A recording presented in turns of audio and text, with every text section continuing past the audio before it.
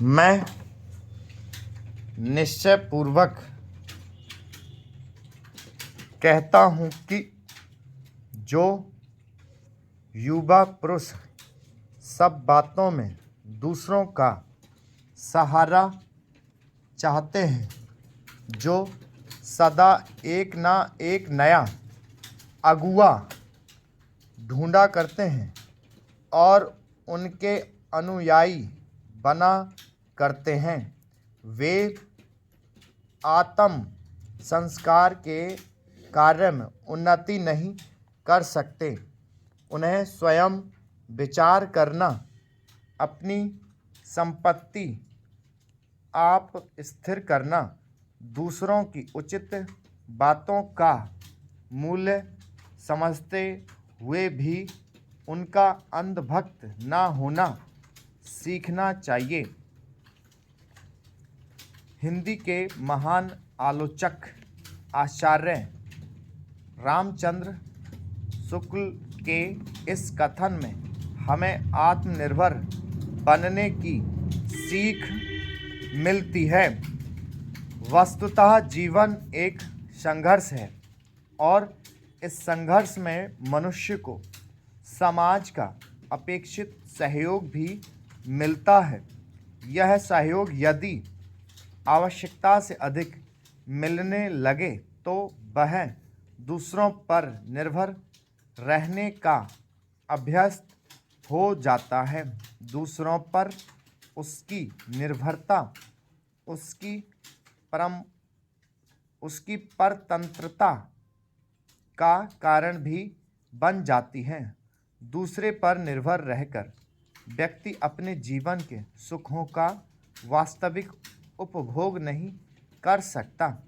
वास्तव में स्वावलंबन या आत्मनिर्भरता ही मनुष्य को स्वाधीन बनने की प्रेरणा देती है।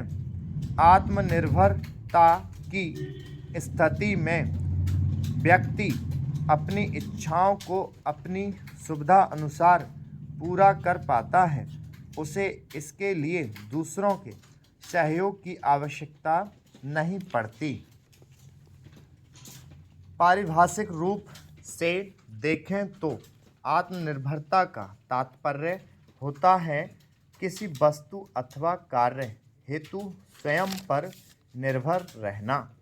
हम अपने चारों ओर प्रकृति पर नज़र डालें तो पता चलता है कि छोटे बड़े जीव जंतु भी आत्मनिर्भर हैं।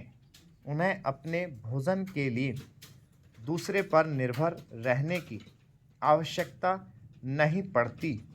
कुछ पशु पक्षी तो जन्म लेने के तुरंत बाद चलने फिरने एवं स्वयं भोजन प्राप्त कर सकने में सक्षम हो जाते हैं।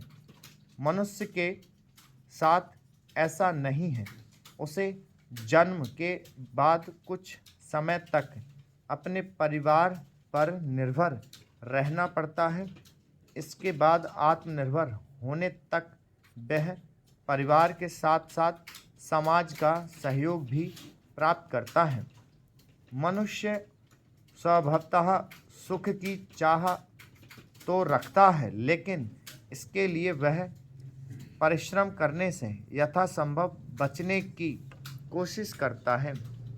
इसी कारण वह अपने कार्यों एवं वस्तुओं के लिए दूसरों पर निर्भर होने लगता है। आत्मनिर्भरता केवल व्यक्ति के लिए ही नहीं, राष्ट्र के लिए भी आवश्यक है।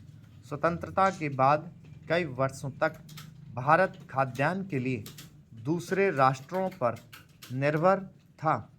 इसके कारण इसे कई प्रकार की कठिनाइयों का सामना करना पड़ता था।